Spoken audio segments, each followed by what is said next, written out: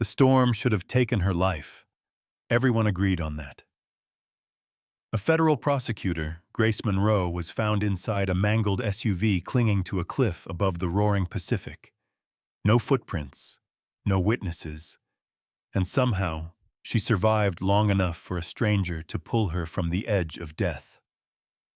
What no one knew, what Grace herself didn't remember, was that her rescuer wasn't a first responder or a passing driver. It was a man the law had already labeled a criminal, a former Navy SEAL named Ethan Cole, and his battle-scarred German Shepherd, Ranger. That night chained all three of them to a secret bigger than the storm itself. Because Grace wasn't just in an accident. Someone forced her off that road. Someone who knew she was investigating a corruption ring buried deep in Alaska's shipping routes, one that had already framed Ethan for a crime he never committed.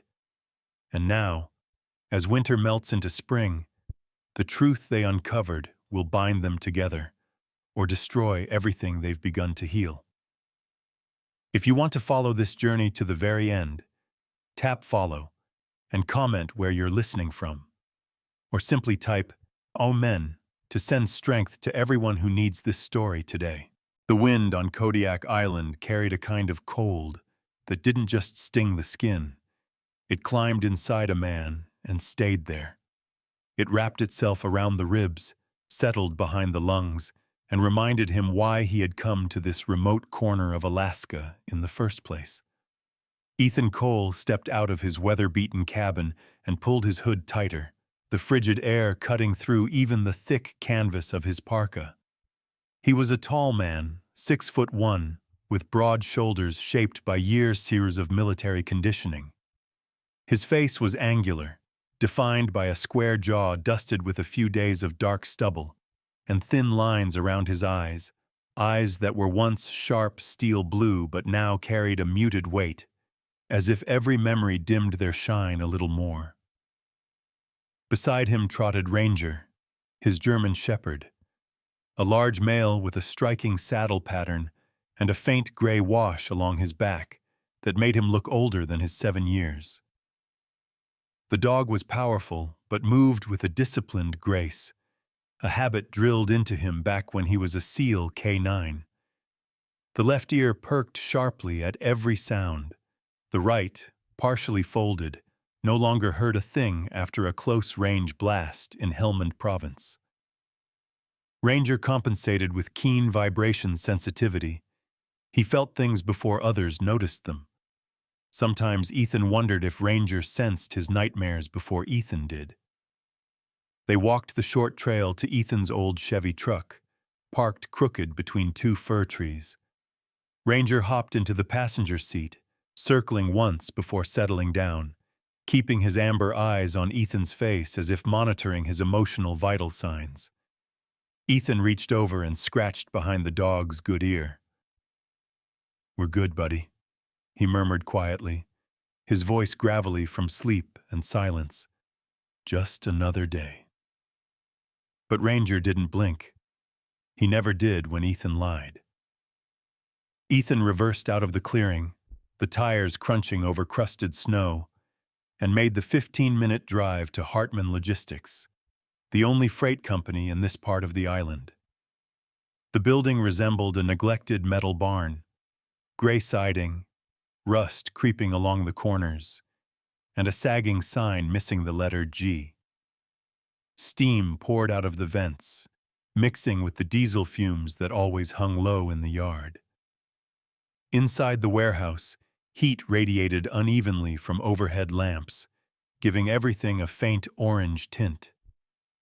Mechanic bays lined the far wall, each lit by buzzing fluorescent lights. It wasn't glamorous work, but Ethan liked the routine. Machines didn't lie. Bolts, gears, hydraulic joints, they broke or they didn't. And if they broke, you fixed them. Humans were the complicated part.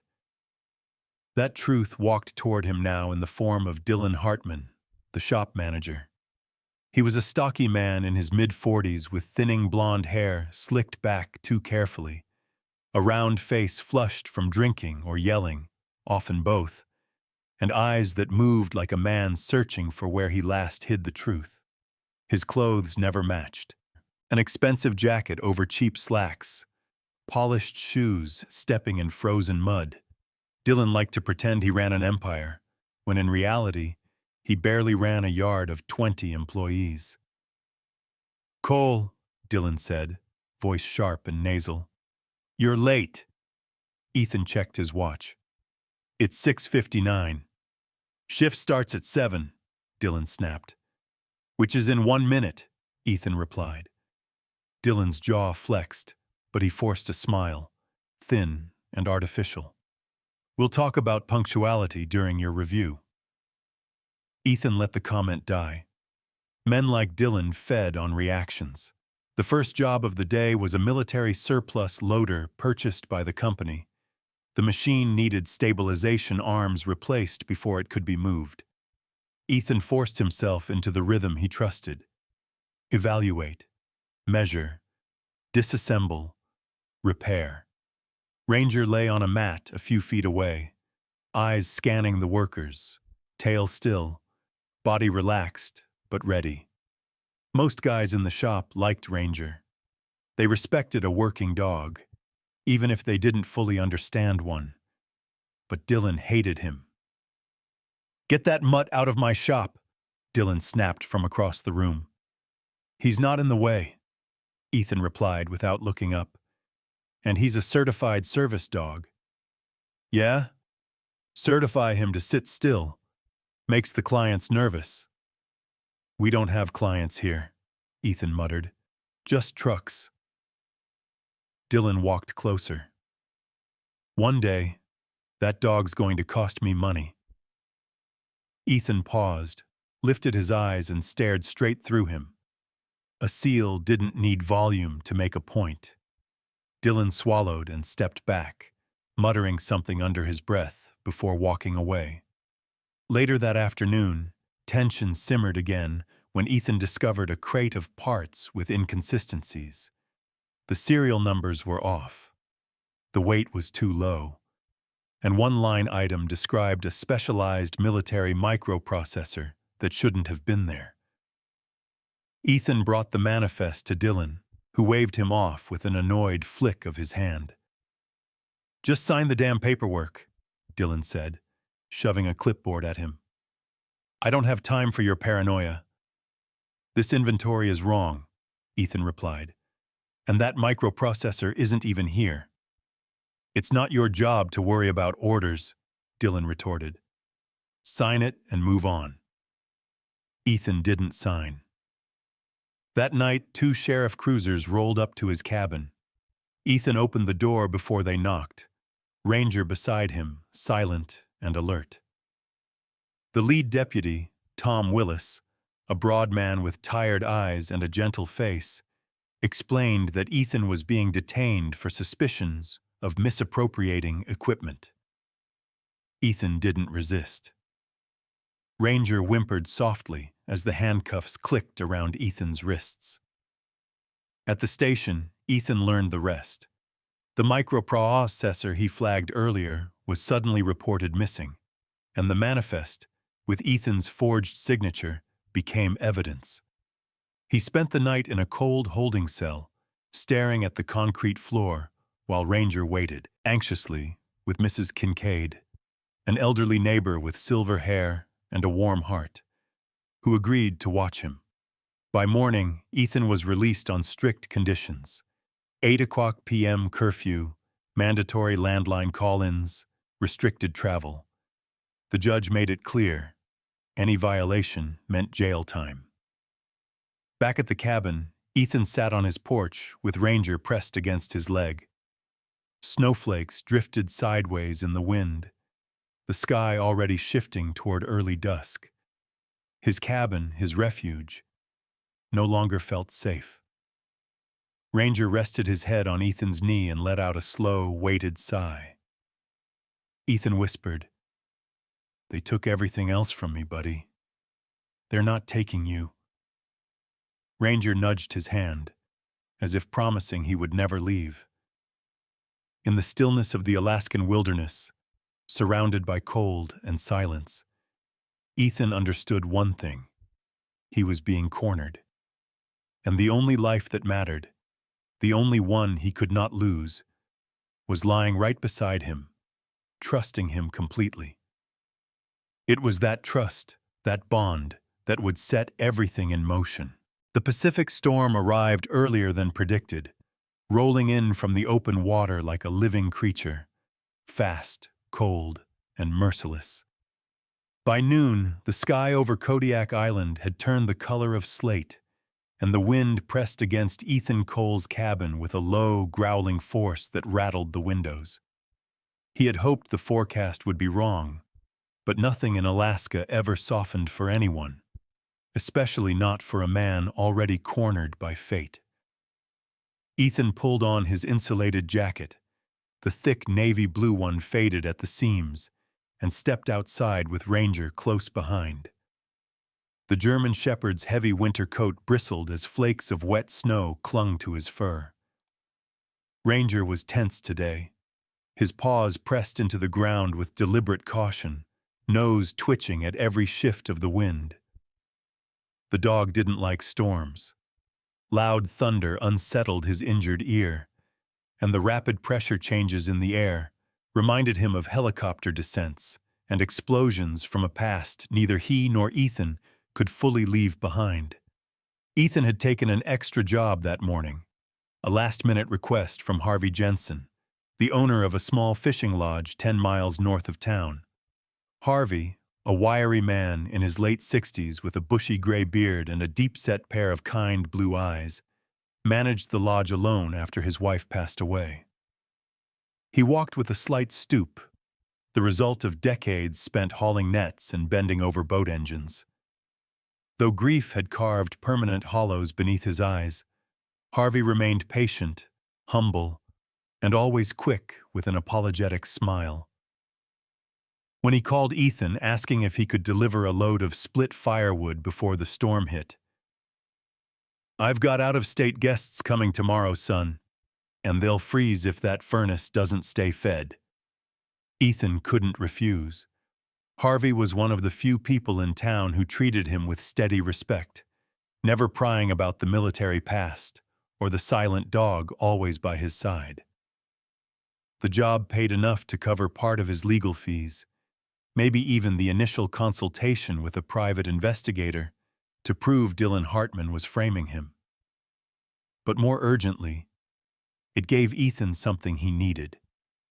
A chance to feel useful in a world that treated him like a ticking clock waiting to violate parole.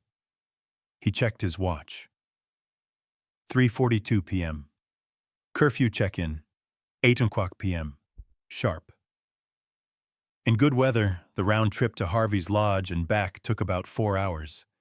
In this storm, Ethan was gambling with minutes he didn't have. By 4:15, the truck bed was loaded, and Ethan drove north along the coastal highway. A narrow, twisting road cut between jagged cliffs on one side and the roaring ocean on the other. Ranger sat upright in the passenger seat, muscles coiled beneath his thick fur, golden eyes fixed on the snow blowing sideways across the windshield. Ethan kept one hand on the wheel and the other wrapped around the gear shift, knuckles pale as the storm intensified. Wind hammered the truck. Snow spiraled in chaotic sheets, dissolving the road into a white blur. The heater fought a losing battle against the cold, settling into the cab. "Easy," Ethan murmured as Ranger let out a low growl. Not at him, but at the road ahead. The dog leaned forward, ears tense, nose pressed to the glass. His body language changed, shifting from restlessness to a laser-focused alert Ethan recognized from their deployment days. Something was wrong. "What do you see, boy?" Ethan followed Ranger's line of sight, but visibility was deteriorating fast, whiteout conditions creeping toward them. The truck crept around a bend carved into the cliffside. Ranger suddenly emitted a sharp, urgent bark, then another, deeper and more frantic. Ethan's pulse spiked. Ranger only barked like that for danger. Real danger. Ethan hit the brakes. The truck skidded on a sheet of ice before coming to a controlled stop. The world outside was a screaming blur of white wind and shadows. Ranger pawed at the passenger door, whining, shaking, insistent. Ethan opened the door, and the dog bounded out, circling once before running toward the cliff's guardrail. Ethan followed, boots crunching into the accumulating snow, wind tearing at his clothes. Then he saw it. Below the cliff, angled grotesquely on a narrow ledge of rock, was a dark SUV. Its front end hung over nothing but open air and the violent crash of the Pacific 60 feet below. The headlights flickered weakly through broken glass. One wrong shift in weight, one gust of wind, and the car would tumble into the ocean. And someone was inside. Ethan's gut tightened. He slid down to his knees at the edge, gripping the icy guardrail with both hands. Through the cracked windshield, he could make out a figure slumped against the steering wheel. A woman with shoulder-length chestnut hair, partially matted with blood. Her skin, even from this distance, looked unnervingly pale. She wasn't moving. "Damn it!" Ethan breathed, searching for any sign of life. Ranger barked once, sharply. Ethan understood. The dog smelled a living person. He checked his watch again. 5:22 p.m., 2.5 hours from curfew. Even if he rescued her, even if everything went perfectly, he could never make it back in time. He would violate parole. He would be arrested. And Ranger, his Ranger, would be taken from him, labeled an unstable military K-9, likely destroyed. His chest constricted. Every survival instinct told him to walk away, drive home, protect the only family he had left. But then he saw the woman's fingers twitch, barely, but enough. She wasn't dead, not yet. He whispered into the storm, "No one gets left behind." Ethan stood, hands shaking, and pulled his phone from his pocket. The screen glowed through flakes of melting snow. One button pressed would signal he'd attempted to check in early. Maybe they'd forgive the rest. Maybe a storm outage would buy him time. Maybe. The phone buzzed. A notification. Signal weak. Searching. It wouldn't hold. He looked down at the SUV. Then, slowly, deliberately, he powered the phone off. Ranger watched him with solemn understanding, head tilted, breath fogging in the icy air. "Come on," Ethan said hoarsely. "We're going." He grabbed the tow chain from the truck bed, wrapped it over his shoulder, and climbed over the guardrail. The wind clawed at him, fighting each movement. Ranger stayed at the top, standing guard, pacing anxiously. Ethan descended the slope carefully, boots slipping on shattered rock and frozen mud. With each step downward, the roar of the ocean grew louder, hungry, violent. The SUV groaned, shifting a dangerous inch as Ethan reached the ledge. The woman inside stirred weakly, eyelids fluttering. He pressed his palm to the shattered driver's side window. "Ma'am, stay still," he called out, voice steady but urgent. "I'm going to get you out."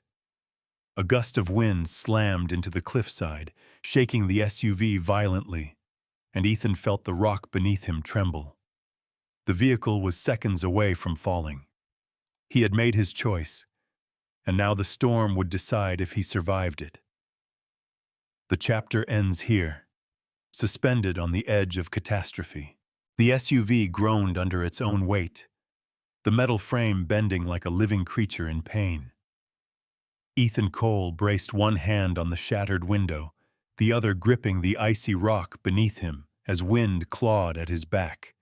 Inside the vehicle, the woman stirred again, weakly, barely, but it was enough to remind him she was still alive. Her face was partially illuminated by the flickering dashboard lights.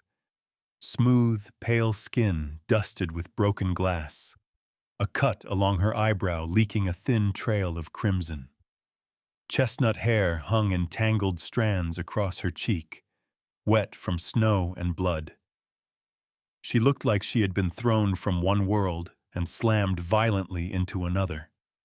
"Stay with me," Ethan said through the howl of the storm. His voice was low, steady, the voice of a man who had pulled dying friends out of worse places. He drew back his elbow and smashed the side window with a single powerful strike. Glass exploded outward, carried immediately into the ocean wind. Ranger barked sharply from the top of the cliff, pacing in agitation, sensing the danger hanging over all of them. Ethan reached inside, ignoring the shards cutting into his forearm, and carefully pressed 2 fingers to the woman's neck. A pulse. Weak, thready but present. He exhaled, relief flickering across his hardened features. "I'm going to get you out of here," he told her. Her eyelids fluttered open for a second. Her eyes, hazel with flecks of green, were disoriented but intelligent, like someone whose mind never stopped calculating, even when her body failed. Her lips parted as if to speak, but only a faint exhale escaped. Then she slumped again. Ethan wasted no time. He hauled himself onto the narrow ledge, anchored the tow chain to a metal hinge inside the car frame, and secured the other end to a thick, protruding rock. The SUV shifted dangerously, the ledge crumbling beneath one wheel. He reached through the broken window, undid her seatbelt, and pulled her gently toward him. The moment her weight shifted, the vehicle tilted forward with a violent groan. No time. He hooked his arms beneath hers and dragged her out through the window, bracing his boots against the rock face. Every muscle burned as he climbed back toward the slope, dragging her limp body with him. Twice he slipped. Once he nearly lost his grip. Ranger barked wildly, the sound sharp enough to cut through the storm. Ethan pushed harder, lungs burning, fingers numb, vision blurred by wind-driven snow. At last he reached the guardrail. Ranger immediately pressed against him, tail stiff, body trembling with protective urgency. Ethan lifted the woman into his arms and carried her toward the truck. She was light, lighter than he expected for someone around her mid-30s. But that lightness felt wrong, like she had been running on empty long before the accident. He opened the passenger door and laid her across the seat. Ranger jumped in beside her, then curled his body against her torso, applying slow, steady weight with trained precision. The woman's breathing evened out slightly. Ranger's therapy training, deep pressure stabilization, was doing its work. "That's it, buddy," Ethan murmured. "Keep her warm." He turned the heater to full blast, drove one-handed, and checked her periodically. A badge fell from her coat pocket during one of her shallow gasps. Ethan picked it up, eyebrows tightening. Grace Monroe, Assistant U.S. Attorney, a federal prosecutor. He stared at her again, this time noticing details he had missed in the chaos. The tailored charcoal coat, the modest gold necklace, the simple pearl earrings. Professional, understated, polished. Her expression, even unconscious, held a seriousness born from years of making impossible decisions. This was not a tourist who took a wrong turn. She was someone used to danger, but not the physical kind. Someone whose battles were waged in courtrooms, not war zones. And then Ethan saw something else. A second badge tucked inside her coat. Not a federal one, but local, issued by the Alaska State Investigations Bureau. She was working with state officers. On what? The answer arrived with a memory. a file Ethan once glimpsed in Dylan Hartman's office, the one with sealed federal markings. Ethan's gut twisted. "What were you digging into, Grace?" he whispered. 10 minutes later, Grace suddenly gasped awake. She flinched at Ranger's weight, but the dog remained calm, trained to hold steady under panic. "You're safe," Ethan said carefully. "You were in an accident." Grace tried to sit up. A bolt of pain forced her back down. She studied Ethan through half-lidded eyes, her voice hoarse. Who are you?" "Ethan Cole." Her gaze sharpened slightly. "The mechanic. From Hartman Logistics?" Even dazed, she recognized him. That wasn't comforting. It meant she had been looking into something connected to the company. "Why were you on that road?" Ethan asked. Grace swallowed hard. "Because your boss isn't who he says he is." Before Ethan could push for more, she winced and pressed a hand to her ribs. He saw the edges of deep bruising forming beneath her clothes. "We're taking you to the hospital," he said. "No," she whispered urgently. "There are people looking for me." Ethan frowned. "To help you?" She shook her head weakly. "No, to finish what they started." Before Ethan could question her further, headlights appeared suddenly behind them. Bright, blinding, far too close. A large truck pulled into view, tires skidding across the icy road, approaching faster than any sane driver would in this storm. Ranger growled, a deep rumble vibrating through the cab. Ethan tightened his grip on the wheel. "Who would be following you in a blizzard?" Grace's eyes widened. "Not following, hunting." The truck swerved, accelerating toward Ethan's vehicle. He slammed the gas, but the pursuer closed in with terrifying speed. The chapter ends here, in the instant before impact, when the storm, the secrets, and the danger collide at once. The courthouse in Anchorage sat like a granite fortress against the late winter sky, gray, imposing, and cold in a way that seeped into a man's bones. Ethan Cole stood in the hallway outside courtroom 3B, wrists stiff from the too tight cuffs, shoulders squared with a calm he didn't truly feel. He wore the same clothes from the night of the storm, washed and dried but still carrying faint creases of urgency. Ranger sat at his side, tethered by a short lead the deputies insisted on, though the dog's posture remained alert and impeccably controlled. Ethan's jaw was unshaven, a few days of tension etched into his face. He looked like a man who had not slept, not eaten, and not trusted a single thing around him since the night he saved Grace Monroe and fled before the authorities could question him. He told himself he did it for Ranger, for survival. But he knew there was something else. A soldier's instinct to avoid being pinned down until he understood the battlefield. The bailiff opened the doors. "Cole, you're up."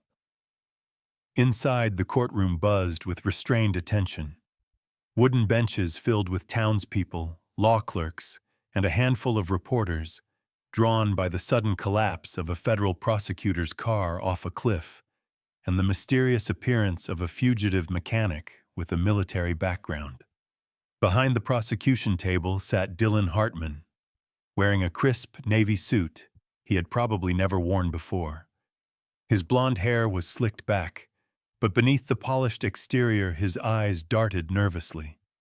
Dylan's round cheeks flushed red each time Ranger stared at him, the dog's amber eyes unblinking, as if he saw through the man's skin into the guilt underneath. Next to Dylan sat his attorney, Victor Hale, a tall, lean man in his mid-50s with a jaw like a hatchet and a reputation for defending corporate offenders.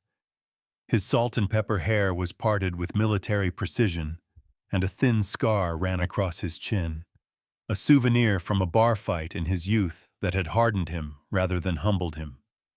Hale had a sharp tongue, a colder heart, and a talent for intimidating juries with the confidence of a man who had never doubted his own superiority. Ethan took his seat beside the public defender assigned to him, a young woman named Amy Lockwood, slender and soft-spoken with sandy hair tied in a low bun and round glasses perched at the tip of her nose. She looked barely older than her law school photo. Her voice trembled each time she addressed Ethan, but her determination shone through her nerves. She had taken his case at the last minute, insisting that everyone deserves someone who believes them, at least once. Judge Reynolds entered, the kind of man the robe seemed made for. In his early 60s, tall with a square jaw, close-cropped silver hair, and a permanent crease between his brows. He had the demeanor of someone who had seen every sort of lie unfold in his courtroom and no longer bothered pretending to be surprised by any of them. "Bring in the witness," he ordered. The doors opened, and Grace Monroe entered with careful steps, escorted by an officer.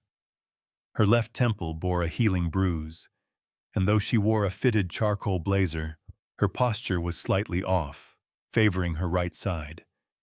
The overhead lights reflected off her chestnut hair, tied loosely behind her shoulders.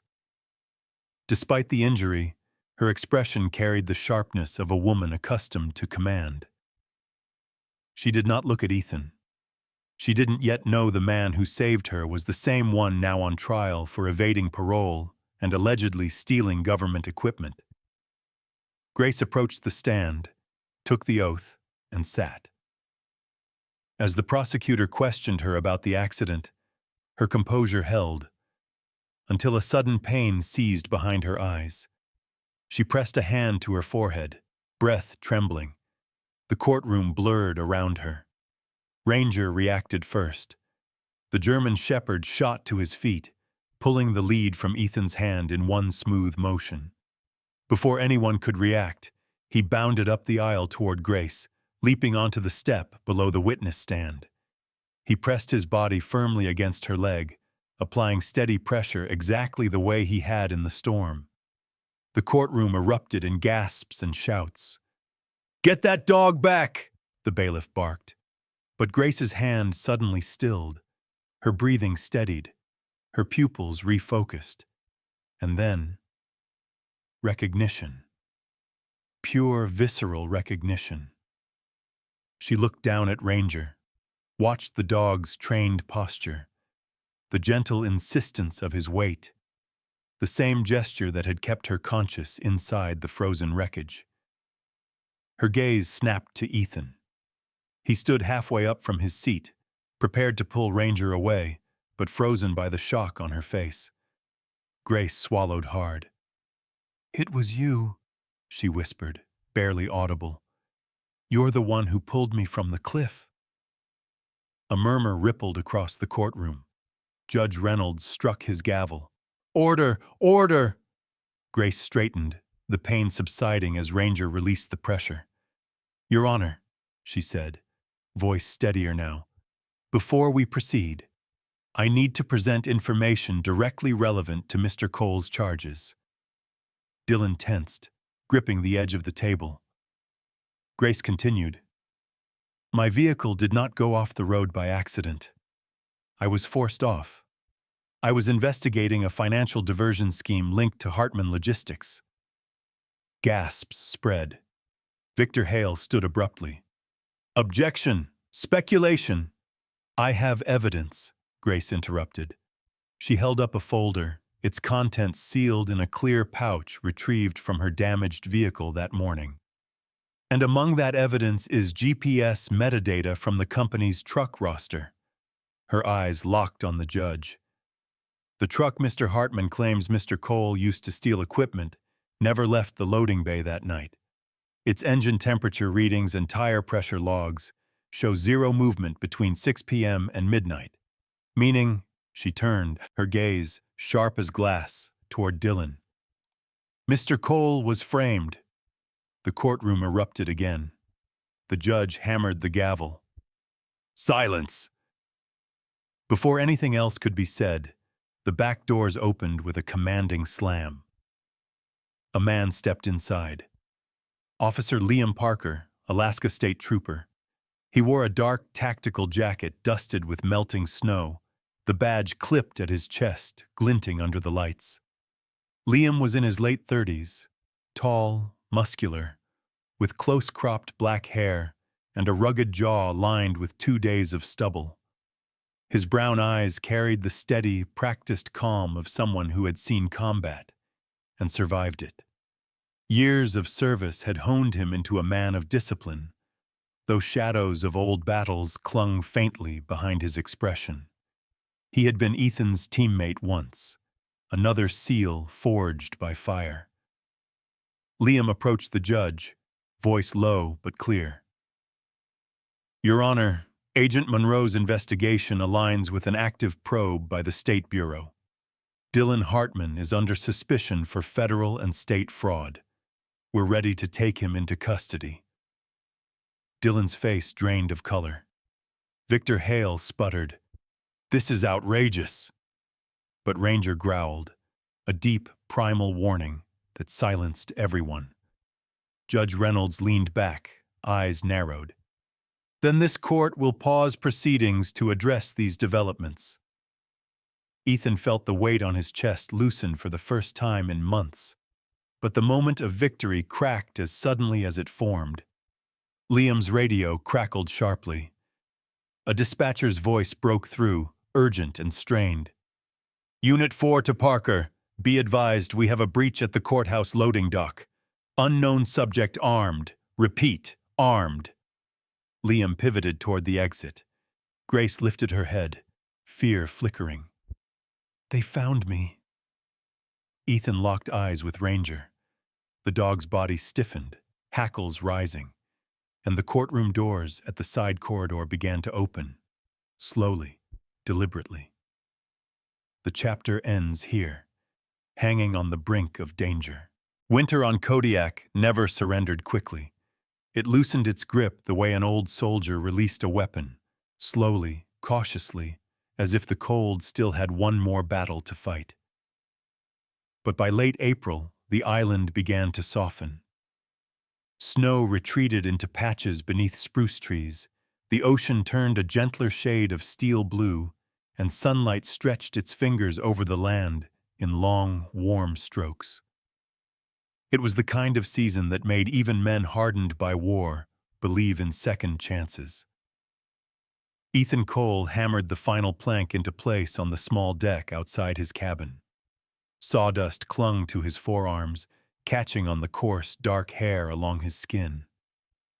He had trimmed his beard for the first time in months, leaving a short, neat scruff that defined the hard cut of his jaw. The tension that once lived permanently in his shoulders had eased, replaced with something cautiously hopeful. The court had cleared his name, his parole lifted, Dylan arrested, and the investigation now pointed toward a larger criminal web Ethan had unknowingly stepped into. Ranger lay in a patch of sunlight a few feet away, tail flicking lazily. His winter coat had started to shed, revealing sleeker fur beneath. The dog looked younger somehow, as if the danger of the past months had aged him briefly, and the warmth of spring reversed it again. His good ear stayed perked, always listening, while the folded ears twitched from instinct more than function. Ethan set down the hammer and stretched, gazing out toward the tree line. Birds had returned. The world felt alive again, and yet, he sensed something coming. Ranger must have felt it too, because his head suddenly lifted, gaze fixed on the gravel road leading up to the cabin. A silver SUV appeared between the trees. Grace Monroe stepped out, her boots crunching lightly against the gravel. She wore a soft green sweater under a light jacket, her chestnut hair loose and catching the light in warm copper strands. The bruise on her temple had faded to a faint shadow, but a small scar remained, delicate and pale, a reminder of the night she nearly died. She carried herself differently now. The tension of her investigation weeks earlier had eased. Today, she was not the federal prosecutor whose words could break a criminal empire. She was simply a woman standing before the man who had saved her life. "Ethan," she said, smiling with a brightness he wasn't used to seeing on her. "Your home looks peaceful." "It's getting there," he answered, rubbing the back of his neck, a habit that surfaced only when he was unsure how to express himself. "Didn't expect to see you this far out. Government office is a long ways from here." She stepped closer. "I'm not here on business." Ranger trotted over to greet her, nudging her hand with his nose. She laughed softly, kneeling to scratch behind his ear. "Hello again, hero." Ethan watched the scene, a smile tugging at the corner of his mouth. He owed Ranger everything, but he had never imagined the dog would play matchmaker in a life he thought too broken for anything resembling closeness. Grace rose, her expression gentling. "I wanted to thank you properly, not just for saving my life, but for trusting me in that courtroom. I know how hard that was." "Trust doesn't come easy," Ethan admitted. "Not for me, not anymore." "And yet," she said, stepping near enough for him to feel the warmth of her breath, "you still jumped off a cliff for a stranger." He chuckled softly. "Well, old habits. SEAL training sticks." A rustling sound came from the trees. Ranger stiffened again, but his posture relaxed when he recognized the approaching figure. Liam Parker emerged from the woods, still in uniform pants but wearing a dark fleece jacket instead of tactical gear. His presence carried the solidity of a man who had spent half his life in service, shoulders squared, posture balanced, expression sober but not unkind. His black hair was wind-tossed, shorter on the sides, and his stubble had grown into a heavier shadow across his jaw. He walked with purpose but not danger. "Thought I might find you here," Liam said, nodding to Ethan. "The trail looked too quiet. Figured you were building something." "Just trying to make the place livable," Ethan replied. "Thought you'd be in Anchorage." Liam shook his head. "Not today. Wanted to bring you some news. And a warning." Grace glanced between the two men. "About Dylan?" "About who Dylan was working for." Liam's tone darkened. "The fraud case you stumbled into wasn't just a side hustle. It's part of a bigger laundering network operating through maritime shipping routes. Dylan was a pawn, a loud one, a stupid one, but not the one pulling the strings." Ethan exhaled slowly, feeling reality settle like a weight across his shoulders. "So, this isn't over." "No," Liam said. "But you're not their target anymore. Grace's testimony, the data from her investigation, and your military record made the Bureau shift focus."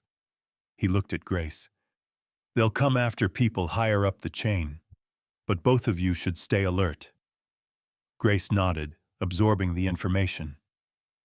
Liam stepped forward, placing a firm hand on Ethan's shoulder. "You did good, brother. I'm proud of you. Not many men would have done what you did." Ethan swallowed the knot rising in his throat. Praise from Liam, his former teammate, a man who had dragged him out of firefights and stood beside him in darker moments than he cared to remember, meant more than he could put into words. "Thank you," Ethan said quietly. Liam gave a short nod, then crouched to ruffle Ranger's fur. "And you, still the best damn dog in any unit." Ranger's tail thumped proudly. After Liam left, the air felt still, warm, intimate. Grace stepped beside Ethan on the deck. He's right, you know.